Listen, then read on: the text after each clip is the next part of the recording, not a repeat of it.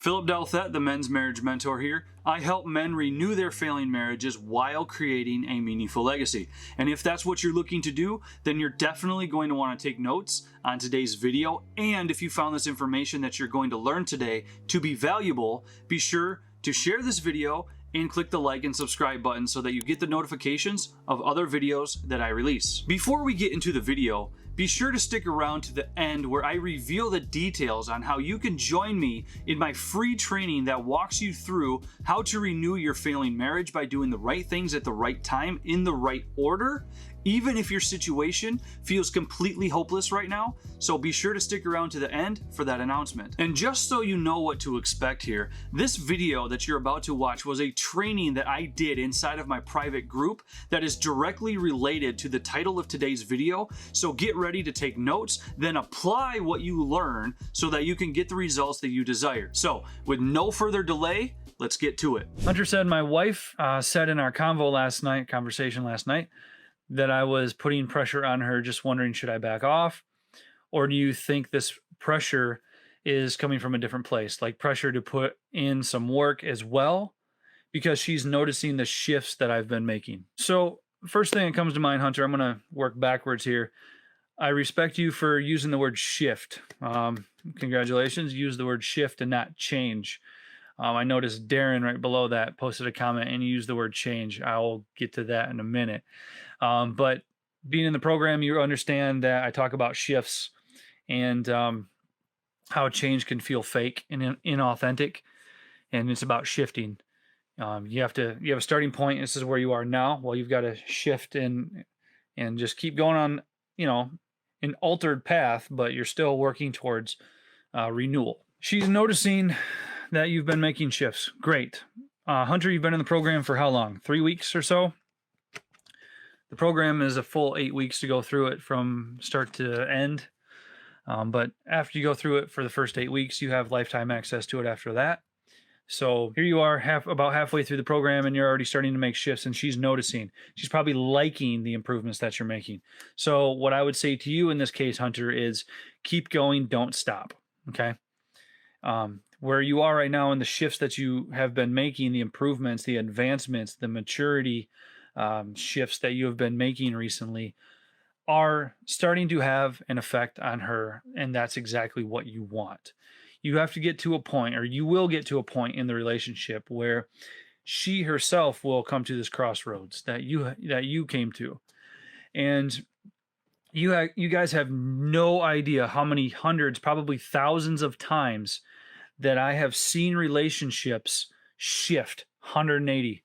They do a complete 180. And what I mean by that is that the wife initially says, I want to do therapy. I want to make the relationship work. I want you to put in the work. I want your support to make this work, blah, blah, blah. You need to make these changes. Wives usually use the word changes. You need to make these changes in our relationship if I'm going to stay with you, right? And the husband is usually like, yeah, whatever, I'm good the way I am. I'm just oblivious and arrogant.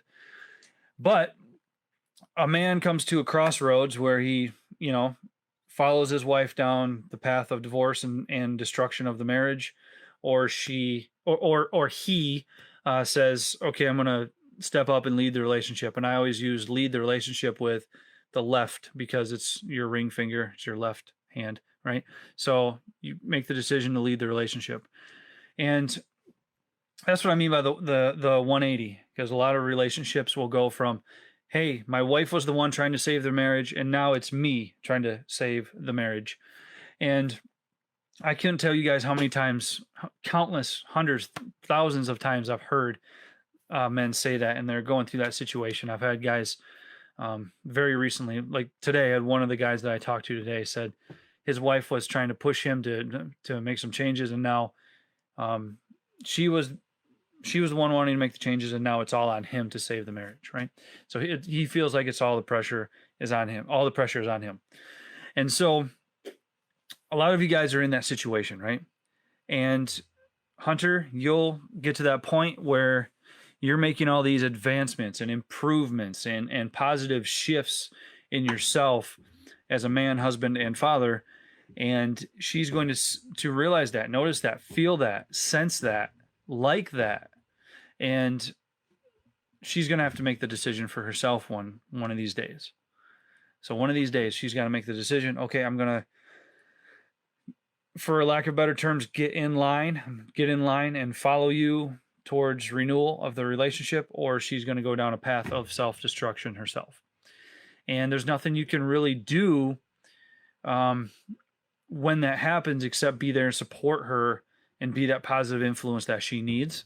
But I'm very confident, Hunter, that she's going to come to those crossroads. And sometimes those crosswords are just like, bam, it just hits you like a freight train, and it's devastating.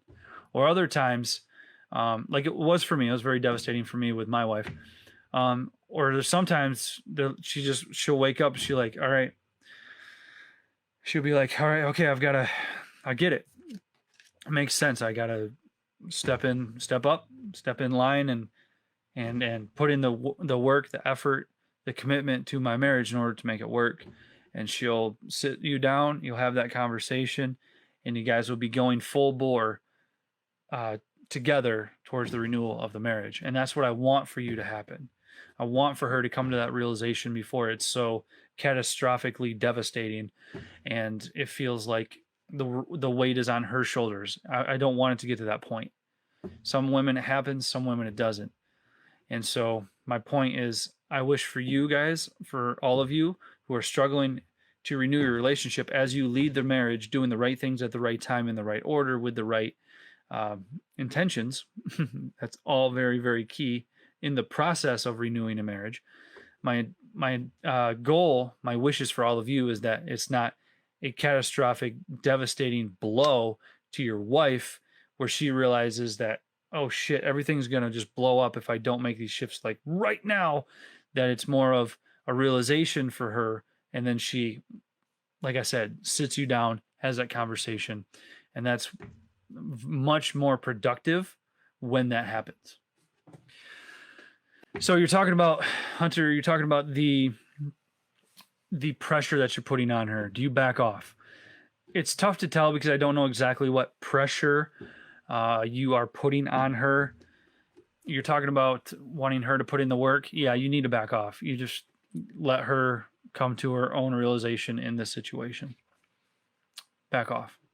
Keep doing what you're doing. Keep working the program. But give her that space to fall in line behind you while you lead the relationship. So give her some time and space and be patient. Darren said, how do I show my wife I have changed, forgot the D. How do I show my wife that I've changed for myself and that I can be the man, husband, and father she needs me to be, and get her to choose love for us over anything else? Okay. She is the one that filed for divorce. Okay. So if she has filed for divorce here, Darren, then your time is ticking. Your clock is ticking. You know, you're running out of time here. And you have to understand that the divorce process is just that, a process. So don't think that it's the end, because it's not. A divorce can be called off. I have seen it multiple times. I have clients that have left me testimonials where guys have had their wives call off the divorce process, right? It does happen. So don't give up hope. It's not the end of the relationship. Especially if you guys have children together, it's definitely not the end of the relationship. Even if it does go all the way through to divorce, you still have children that will keep you guys together in some form or fashion where you guys will have to interact. So there's not, like I said earlier, a catastrophic end to the relationship. And then you said, how do I show my wife that I have changed for myself? Okay, so there's two words that I frown upon in your statement, and it proves to me that you're just not there yet in the process of renewing your relationship to really go full bore. It tells me that you're very elementary in your mindset and your thinking pattern when it comes to renewing your marriage. And what I mean by that is this: you're using the word show and the word change. Okay. So I want you to think about something here, guys. How do I show my wife? Okay. Think about the word show. It's a show. What is a show? it's theatrical, it's Hollywood, it's not real, it's fake, it's disingenuous, right?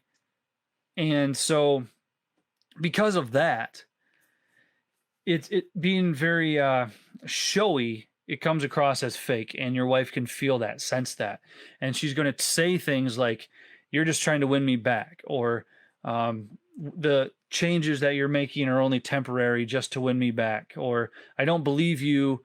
You've been this way for so many years. How do I trust or believe that in a lot for the rest of our life that you're going to be this way, which is what I've wanted all along, but you keep being this guy, but you're going to revert back to here," and that's what your wife thinks is going to happen, right? So she has doubt and fear, and that doubt and fear in her about you comes across in you as insecurity and bitterness, anger, depression, fear in the future, fear that you are not good enough or not lovable. Those are actually, I'm not going to go down this road, but those are actually the two biggest fears of any human, male or female, in human psychology. Not being good enough and being unlovable. There's a lot of research on that. Those are the two biggest fears. But those fears will eventually come back and haunt you, right? I can take literally any marriage situation that you're going through, anything, and boil it down to those two fears, the fear of not being good enough or the fear of being unlovable.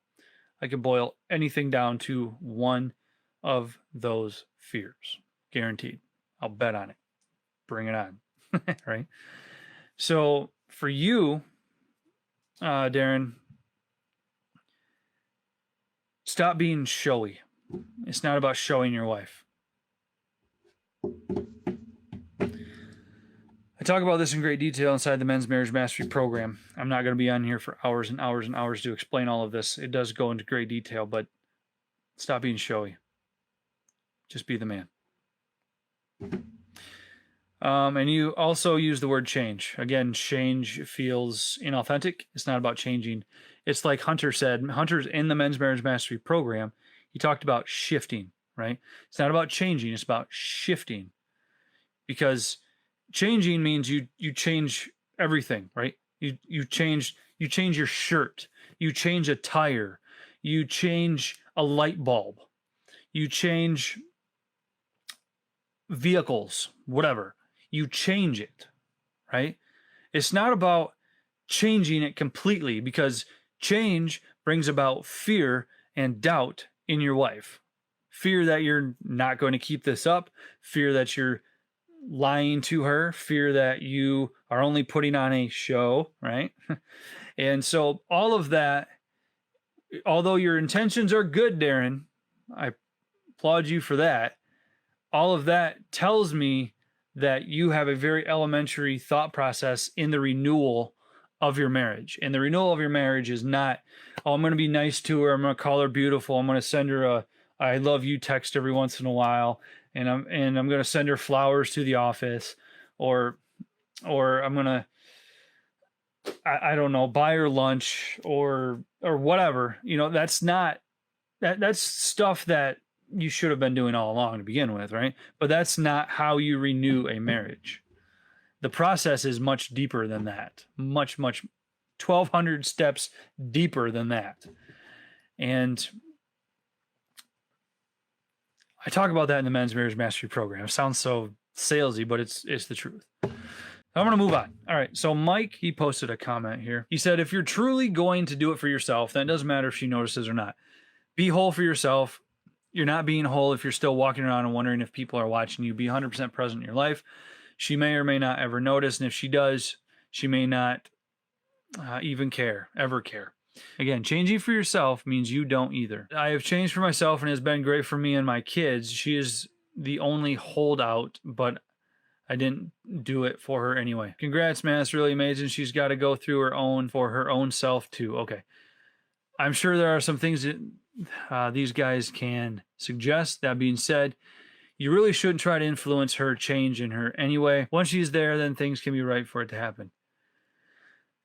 Yeah, what Mike is saying there, I agree with. Not all of it, but some of it. But what he says that I agree with is the fact that once she's there, then things can be ripe for it to happen. I kind of, well, I should say I kind of agree. It should be ripe for it to happen. Your words, not mine. At all times, like before she says, okay, bam, I'm going to make the shift in myself and get on board. It should be ripe all along. It shouldn't be, oh, now it's ripe when she decides that it's ripe for her. Like, no. It should be ripe all along. The law of the harvest, if you will, the soil needs to be fertile and ready to be planted before her seed of growth and maturity and advancement in herself and the marriage can begin to grow. Think about that. That's all I'm going to say on that. There's more, but I will leave that one alone for now. Okay, Chad, how can I be confident in myself? That is my biggest issue right now. Chad, you're in the Men's Marriage Mastery Program, and I said this in my comment to your comment that is week 1, lesson 1. It's literally the first thing that I tackle in the Men's Marriage Mastery Program. All right. How do I overcome my jealousy of my wife and children living in the house with another man? Supposedly, it's just a sharing housing agreement, but I have never been invited to visit. Quite the opposite. I am blocked on Facebook, so anything she shares with each other, I'm not able to see. I'm not snooping, but when she shares something in their comments, there is a comment, I can't see it, and it's almost always him. Okay, Bob, my best advice, I hate that word, but I'll use it, to you in this situation is be the better option. Be the better option, okay? Because right now it sounds like you're kind of in a battle for her attention. There's a lot of situations or a lot of aspects to your situation that I would need more information on. It's going to sound really cliche, but I'm going to give you the 30,000 foot view on what this looks like. Be the better option. And that does mean in some certain aspect, work on yourself, like improve yourself. And a lot of guys will misinterpret that. They're like, oh, I'm going to work out. I'm going to quit smoking. I'm going to eat better. I'm going to, I don't know, dress nicer. I'm going to shave more often. I'm going to make dinner more often, whatever. You make all these changes, but it still feels inauthentic, right?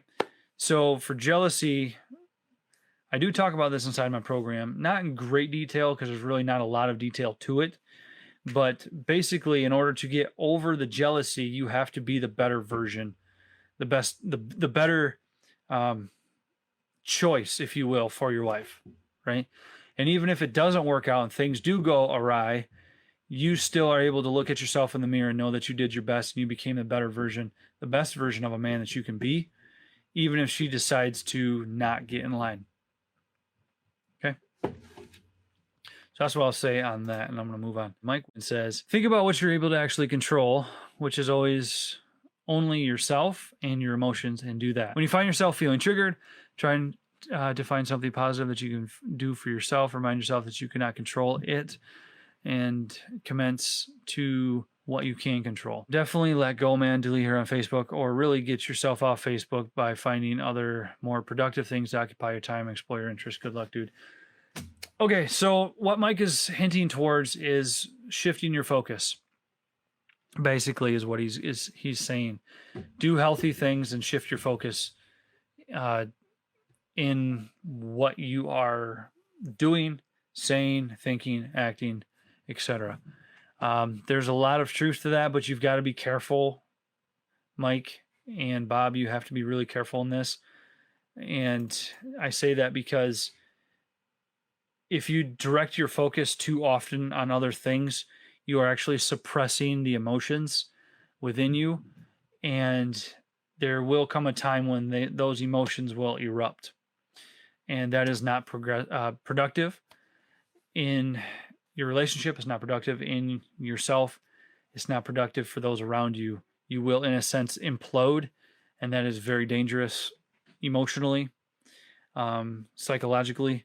So you have to be careful on how you let go, on how you focus on other things. So be careful with that. You're walking a fine line there, Mike and Bob. It'll what you're saying here, Mike, is that it's going to give you quite often a false sense of accomplishment, and you'll feel good about yourself in the short term, but long term, it can come back and bite you in the ass if you're not careful and you don't know exactly how to deal with the trauma and the emotions that you're going through. Let me look at something Bob said here real quick. He said, I'm in my house and she moved to a house where she works, owned by her employer. Is her employer the one that's making a move on her? Okay, so you're in my house. Ooh, careful. Okay, so Bob, using the word my, you're already talking about division. Relationships are not about me or I, it's about we and us. And I talk about that. I'm sure you've all heard the memes, you've all seen the memes that, or the quotes that say that, right? Relationships are not about me and I, it's about we and us. Or how's it go?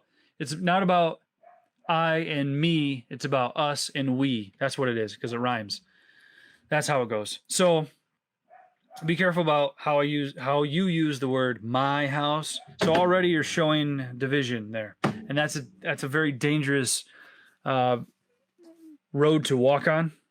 It's a very dangerous slippery slope there, because when you're using words like that, what you are doing is actually triggering your subconscious to already expect some sort of separation or division or divorce between you and your wife. And when you do that, you're already setting yourself up for failure. Be the better option, Bob. That's all I'm going to say. If you want to learn more about what that looks like, I'm going to encourage you, Bob, to schedule a call with me or someone from my team. Let's talk about that in person. There's 3 phases to it, 3 pillars. We'll walk you through what that looks like on a call. All right. Andrew, he says, wife wants the love sparks like the very beginning. Okay. Well, who doesn't? I mean, who wouldn't, right? Yeah, that's a fairy tale time, rainbows and unicorns for every new relationship.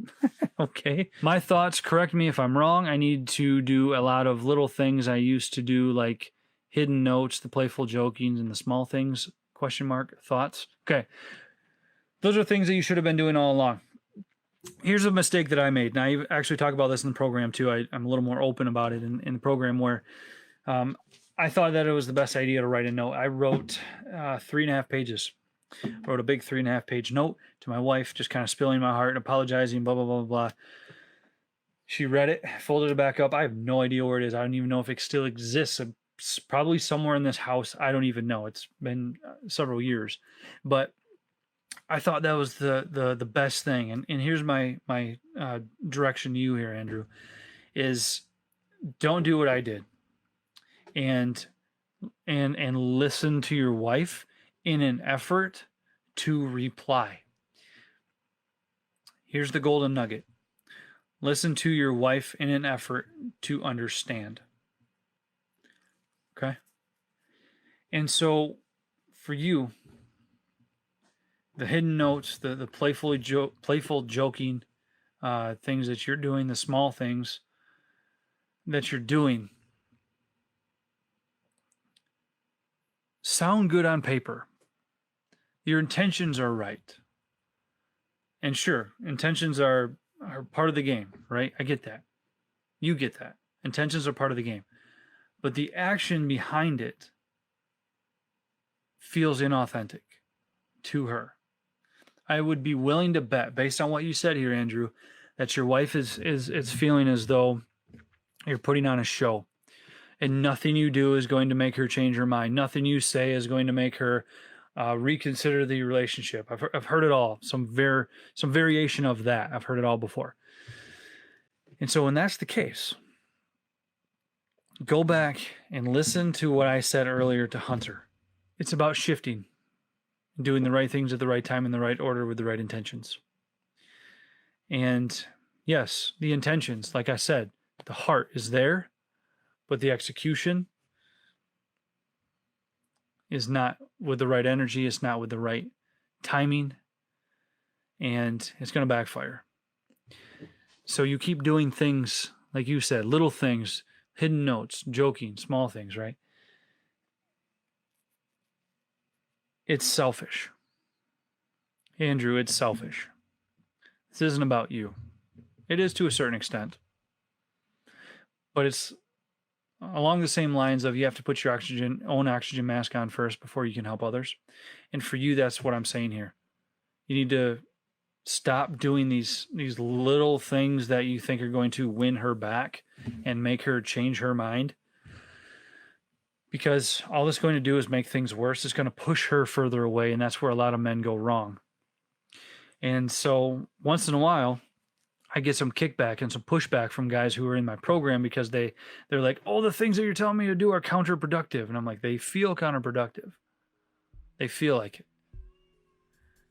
But they're not. Psychologically, they're not. I just covered a lot of great information that will help you to renew both yourself and your marriage. And I hope that you put everything that you just learned into practice, because that's the only way that you're going to get results. But there is so much more that you can do, and I'm going to cover all of that in my free training that walks you through how to renew your marriage, even if your wife has told you that there's nothing that you can do to change her mind. So if you'd like to learn the specific strategies and methods that thousands of my clients have used and continue to use to renew their failing marriages and create a meaningful legacy, then click the link below, watch that free training, and then feel free to submit an application after that. Also, be sure to click the link to access my private Facebook group, where you can get support and connect and even learn from a community of men who are also struggling to keep their failing marriages together. And when you join, I'll even send you a free copy of my latest ebook. And if you like what you heard today and you want more content like this from me,